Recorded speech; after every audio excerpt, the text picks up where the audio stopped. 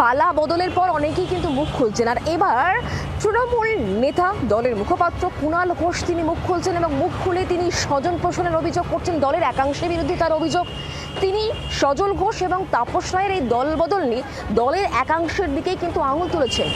তার নিশানায় কি প্রবীণ সাংসদ সুদীপ বন্দ্যোপাধ্যায়? দলের অন্দরে কিন্তু জল্পনা বাড়ছে।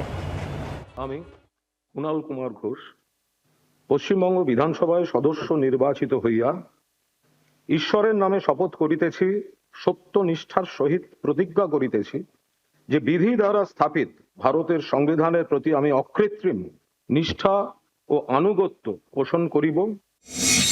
কয়েকদিন আগে পর্যন্ত তিনি ছিলেন শাসক দলের মুখপাত্র। দল ক্ষমতায় থাকাকালীন কঠিন পিচেও চালিয়ে খেলেছেন। তবে সময় বদলেছে তাঁর ভূমিকাও। এখন কুণাল ঘোষ বিধায়ক, কিন্তু তার দল তৃণমূল আর ক্ষমতায় নেই। এই পরিস্থিতিতে কি বেসুরোদের দলে নাম লেখাতে চলেছেন বাগ্মী কুণাল?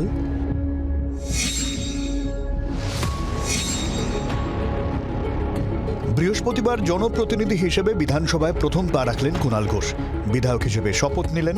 তাকে শপথ বাক্য পাঠ করালেন প্রোটেম স্পিকার তাপস রায়। তাৎপর্যপূর্ণভাবে একসময় তাপস রায়ের হয়ে গলা ফাটানোর জন্য কুণাল ঘোষকে সাসপেন্ড করেছিল তৃণমূল। শপথের দিন সেই পুরনো কথা টেনে আনলেন বেলেঘাটার বিধায়ক। একই সঙ্গে স্বজন পোষণের অভিযোগে নিশানা করলেন দলের একাংশকে।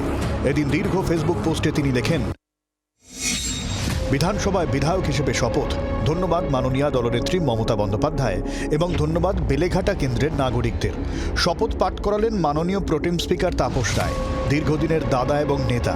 তাপসদাকে তৃণমূলে রাখতে আমরা চেষ্টা করেছিলাম, পারিনি, দুর্ভাগ্য। পরে রাজনৈতিক বিরোধিতা থাকলেও ব্যক্তিগতভাবে আমি তাপসদাকে ভালো বলায় আমাকে দল সাসপেন্ড করেছিল। ঘটনাচক্রে আমি আজ দলের বিধায়ক এবং শপথ বাক্য পাঠ করছি বিজেপির হয়ে জিতে আসা তাপসদার হাতে।